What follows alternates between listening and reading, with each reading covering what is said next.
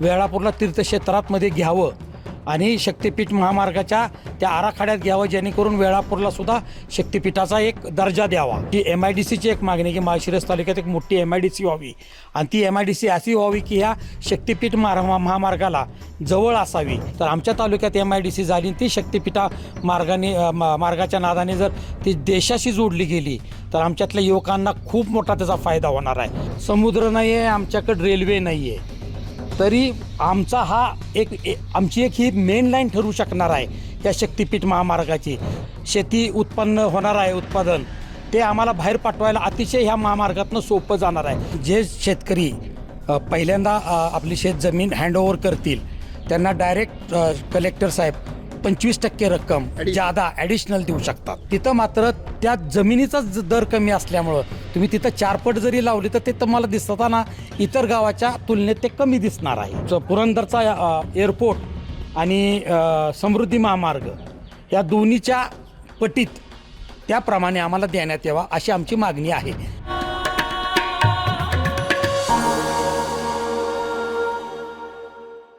हे आहेत विक्रमसिंह माने देशमुख. या सगळ्यामध्ये यांचा रोल फार महत्त्वाचा आहे. हे काल सोलापूरच्या जिल्हाधिकाऱ्यांना समर्थनार्थ जे शेतकरी आहेत त्यांच्या सह्यांचं निवेदन घेऊन काल सोलापूरच्या जिल्हाधिकाऱ्यांना भेटले त्यांच्या इतर सहकाऱ्यांसह आणि त्यांनी ते निवेदन दिलं. या भागात जी काही या रस्त्याच्या समर्थनार्थ भूमिका आहे, जी पॉझिटिव्ह भूमिका आहे, त्याच्यामध्ये विक्रम भाऊंचा वाटा मोठा आहे. कालचं काय काय नेमकं कलेक्टर जिल्हाधिकारी काय म्हणाले? काल आम्ही जिल्हाधिकारी साहेबांना भेटलो आणि बऱ्याच गोष्टी अशा होत्या की आमच्या शेतकऱ्यांना लक्षात येत नव्हतं की नक्की होणार आहे काय, की बाबा आपल्याला किती पैसे मिळणार, आपले किती क्षेत्र जाणार, ह्या सगळ्या गोष्टींवर आम्ही कलेक्टर साहेबांशी चर्चा केली. सर्वसाधारण आमच्या वेळापूर गावातून एक 5 ते 7 किलोमीटरचा आसपास हा रस्ता जाणार आहे आणि साधारण मी सगळ्यांचे उतारे काढले जे बाधित होणार आहेत. ते एकूण 207 उतारे निघाले आणि जर तुम्ही पोट हिस्से बघितले तर ते 1300 ते 1400 जात आहेत. म्हणजे जवळजवळ 1300 ते 1400 शेतकरी यात बाधित होणार आहेत. ह्यांचा सगळ्यांचा हा विषय घेऊन एक कळकळीचा विषय होता म्हणून आम्ही कलेक्टर साहेबांना भेटलो. आम्ही समर्थनाचं पत्र दिलं. कलेक्टर साहेबांशी बराच वेळ चर्चा केली. कलेक्टर साहेब अतिशय खूप मोठा आम्हाला वेळ देऊन 40 मिनटं जवळजवळ आम्हाला त्यांनी वेळ दिला. त्यात आम्ही त्यांच्याशी चर्चा केली. त्यांनी आमच्या जेवढ्या शंका होत्या त्या सगळ्या दूर केलेल्या आहेत आणि ह्यानंतर आम्ही ज्या मागण्या केल्या की बाबा 3 मीटरचा जो रस्त्याला सर्व्हिस रोड राहणार आहे तो 3 मीटरचा न ठेवता 5 मीटरचा ठेवावा, जेणेकरून भविष्यात जरी त्या रस्त्याला वाहतूक वाढली, कारण तो रस्ता झाल्यानंतर ज्या शेतकऱ्यांच्या लगत तो रस्ता होणार आहे त्या शेतकऱ्यांचं सुद्धा उद्या जमिनीला किंमत वाढणार आहे. कदाचित तिथं प्लॉटिंग होऊ शकतं आणि तिथली रहदारी वाढू शकते. ह्या अनुषंगाने आम्ही ती एक मागणी केली. दुसरी आमची महत्त्वाची मागणी होती म्हणजे वेळापूरला तीर्थक्षेत्रामध्ये घ्यावं आणि शक्तिपीठ महामार्गाच्या त्या आराखड्यात घ्यावं, जेणेकरून वेळापूरला सुद्धा शक्तिपीठाचा एक दर्जा द्यावा. ते एक मागणी आमची होती. आणि आमची प्रामुख्याने एक मागणी आहे की जिथं हायवे जातोय त्या हायवेला तुम्ही जिथं मॉल्स आणि फूड मॉल्स, पेट्रोल पंप्स किंवा काही बनवणार असाल तर तिथं प्राधान्याने ज्या शेतकऱ्यांची पूर्ण क्षेत्र जात आहे किंवा जास्त बाधित होत आहेत त्या शेतकऱ्यांना तिथं प्राधान्य देऊन ती जागा दिली जावी, जेणेकरून त्यांची जी शेताची उपजीविका जाणार आहे ते तिथं काहीतरी पैसे कमवू शकतील. ह्या अर्थाने आम्ही अशा सगळ्या मागण्या केलेल्या आहेत. कलेक्टर साहेबांनी त्याच्यावर खूप आम्हाला आश्वासनं दिलीत आणि आमची MIDCची एक मागणी की माळशिरस तालुक्यात एक मोठी MIDC व्हावी आणि ती MIDC अशी व्हावी की ह्या शक्तिपीठ महामार्गाला जवळ असावी, जेणेकरून आमच्या माळशिरस तालुक्याचा आणि वेळापूरचा पूर्ण विकास व्हावा. त्यामुळे आणि MIDC तिथं झाली तर मोठे उद्योगधंदे तिथं येतील आणि उद्योगधंदे आल्यामुळे आमच्यातले ज्या युवकांना बाहेरच्या MIDCमध्ये जाऊन नोकऱ्या कराव्या लागतात किंवा कोणाला जाऊन एखादं छोटंसं मॅन्युफॅक्चरिंग युनिट टाकावं लागतं आणि ती ये जा करावी लागते आणि तो कारणाशिवाय खर्च वाढतो. तर आमच्या तालुक्यात MIDC झाली ती शक्तिपीठा मार्गाच्या नादाने जर ती देशाशी जोडली गेली तर आमच्यातल्या युवकांना खूप मोठा त्याचा फायदा होणार आहे.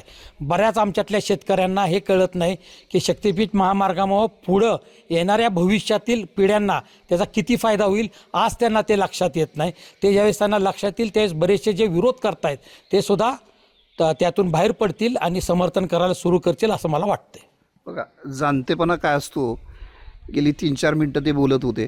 त्यांनी जे मुद्दे मांडले काल कलेक्टर साहेबांकडं, त्यांनी जे निवेदन दिलं त्या निवेदनामध्ये त्यांनी सांगितलेले आता जे सगळे मुद्दे आहेत, खरं तर या पद्धतीनं अशा मुद्द्यांचा समावेश करून जर भूसंपादन झालं आणि हा संपूर्ण रस्ता झाला तर हे खरं तर भूसंपादनाचं आणि अशा राष्ट्रीय महामार्गांचं एक चांगलं मॉडेल होईल. हा केवळ यांनी आत्ता भाऊनी जे सांगितलं तर हे प्रत्यक्षात सगळं झालं तर हा केवळ रस्ता नाही होणार, तर त्या रस्त्याबरोबरच या सगळ्या भागातला खरोखर पायाभूत सुविधांच्या आधारे जो काही ज्याला आपण सेल्फ डेव्हलपमेंट म्हणतो, MSRDCच्या माध्यमातून हे होणार आहे. पण यांनी MIDC सांगितलं किंवा फूड मॉलसाठी जागा सांगितल्या किंवा अर्धनारी नटेश्वरासारखं हे वेळापूरचं देवस्थान, हे जे या रस्त्याला म्हणजे तीर्थक्षेत्राचा त्याला दर्जा मिळावा, समावेश व्हावा, अशा ज्या काही यांच्या मागण्या आहेत, खरोखर दूरदर्शीपणानं विचार केलेला आहे. हे खूप चांगलं मॉडेल आत्ता यांनी जे सगळं सांगितलं हे खरोखर तर विकासाचं चांगलं मॉडेल होऊ शकतं. भाऊ, तुम्ही बऱ्यापैकी या सगळ्या शेतकऱ्यांना एकत्रित केलं आहे. यातल्या ज्या सकारात्मक बाजू आहेत, हा रस्ता होणं कसं आवश्यक आहे हे बहुसंख्य लोकांना तुम्ही समजावून सांगितलं. मला वाटतं तुम्ही वेळापूरपुरतं किंवा या भागापुरतं मर्यादित न राहता तुम्ही थोडंसं लीड केलं आणि मग पुढं खटावमध्ये असेल, कोल्हापूरमध्ये असेल, सांगलीत असेल किंवा अगदी इकडं मानमध्ये असेल, तर तुम्ही खरोखर या पद्धतीनं, कारण तुम्ही आत्ता जे सांगितलं ते खूप चांगलं आहे, खूप सकारात्मक आहे, या पद्धतीनं त्या भागाला, आता इथं तुम्ही जसं सांगितलं तसं त्या भागात आणखी काय वेगळं करता येऊ शकतं, तर तुम्ही या पद्धतीनं तिथल्या स्थानिक भारतीय जनता पक्षाच्या नेत्यांच्या मदतीनं शेतकऱ्यांपर्यंत गेला, या भूमिका सांगितल्या, तर निश्चितपणे होणारा जो विरोध आहे या भागात फारसा विरोध खरं नाही आहे, पण जो काही आहे तोही कमी होईल. नाही, निश्चितच करायला काही हरकत नाही, कारण कोणीतरी आता लोकांना समजून सांगितलं पाहिजे. तसं पाहायला गेलं तर वेळापूर, माळशिरस तालुका आणि बरेचसे तालुके जे ह्या महामार्गाला जोडले जाणार आहेत हे सगळे लँडलॉक्ड तालुके आहेत. लँडलॉक्ड ह्याचा अर्थ चारी बाजूनी जमीनच आहे, क्षेत्र आहे. आमच्याकडं समुद्र नाही आहे, आमच्याकडं रेल्वे नाही आहे, तरी आमचा हा आमची एक ही मेन लाईन ठरू शकणार आहे ह्या शक्तिपीठ महामार्गाची, जेणेकरून आमचे जे काही इथं शेती उत्पन्न होणार आहे, उत्पादन, ते आम्हाला बाहेर पाठवायला अतिशय ह्या महामार्गातनं सोपं जाणार आहे. तरी माझी सगळ्या लोकांना हीच विनंती राहील की तुम्ही विचार आणि कारणाशिवाय विरोध करू नका. तुम्ही ह्याच्याबरोबर या, आपण चांगल्या मोबदल्यासाठी नक्की शासनाबरोबर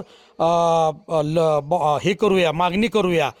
वाटल्यास लागल्यास आपण मुख्यमंत्र्यांपर्यंत जाऊ आणि ह्या प्रश्नात काही कोणाला कमी मिळत असतील पैसे, कारण काही ठिकाणी कसं झालेलं साहेब की काही ठिकाणी तुमचं जे रेडी रेकनर आहे त्या गावचा तो दरच कमी आहे.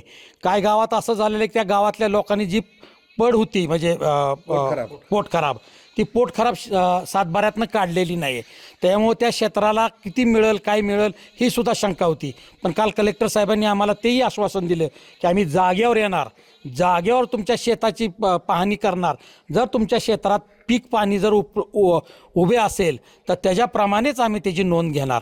एवढं आम्हाला सगळं कलेक्टर साहेबांनी सांगितलं नसताना आम्ही विरोध का करायचा, हा मला आता प्रश्न त्या लोकांना विचारायचा आहे. बघा, बोलणं राहणं खूप साधं असलं तरी विक्रमसिंह माने देशमुख हे नाव मोठं आहे या भागातलं. त्यांनी सांगितलेलं लोक ऐकतात आणि मी आत्ता म्हटलं तसं या पुढच्या भागात सुद्धा ज्या ज्या भागात अडचणी त्या भागात ते निश्चित जातील, कारण त्यांनी खरोखर विकासाचं एक चांगलं मॉड्यूल आपल्याला आत्ता सांगितलेलं आहे. विक्रम भाऊ ह्याच्यात काहीतरी क्लिअर सांगतील. तुम्ही बोलला असाल कलेक्टर साहेबांना काल. 2013चा कायदा असा सांगतो, म्हणजे सेंट्रल ॲक्विजिशन म्हणजे सेंट्रल गव्हर्नमेंटचा, की 4 पट किंवा 5 पट असा आहे. तोच कायदा MSRDCला सुद्धा लागू आहे. MSRDCचा काही वेगळा कायदा नाही. फक्त MSRDCमध्ये एक नवीन त्यांनी एक चांगली गोष्ट टाकली आहे की कलेक्टरकडं एक डिस्क्रिशनरी पॉवर्स दिल्यात की जेणेकरून जे शेतकरी पहिल्यांदा आपली शेतजमीन हँडओव्हर करतील त्यांना डायरेक्ट कलेक्टर साहेब 25% रक्कम जादा ॲडिशनल देऊ शकतात, असं आहे. आता हे करत असताना तुमच्या विहिरी, झाडे, परत तुमच्या बोरवेल्स, तुमचे काही बांधकामं असतील, ह्या सगळ्यांचा ह्यात विचार केला जाणार आहे. त्याच्या सगळ्यांच्या किमती ठरवल्या झालेल्या असतात, त्या किमतीप्रमाणे त्याचे पैसे मिळणार आहेत, त्याची अडचण नाही.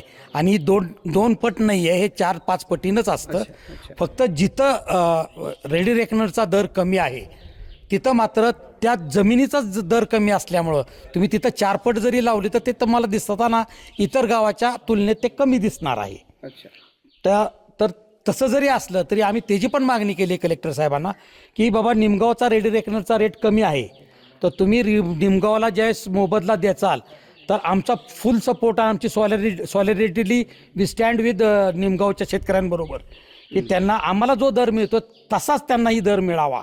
आणि आम्हाला जो दर मिळणार आहे तो तुम्ही तुमचं पुरंदरचा एअरपोर्ट आणि समृद्धी महामार्ग ह्या दोन्हीच्या पटीत त्याप्रमाणे आम्हाला देण्यात यावा अशी आमची मागणी आहे.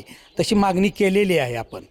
आणि त्या 4 पट तर कुठंच गेलेलं नाही, ते तर मिळणार, त्यात काही शंका नाही. पण जिथं रेडी रेकनरच कमी आहे तिथं हा विषय प्रॉब्लेमॅटिक आहे. समाजकारण, प्रशासन आणि राजकारणातल्या अचूक विश्लेषणासाठी बखर लाईव्हच्या सोशल मीडिया प्लॅटफॉर्म्सना लाईक, फॉलो आणि सबस्क्राईब करा.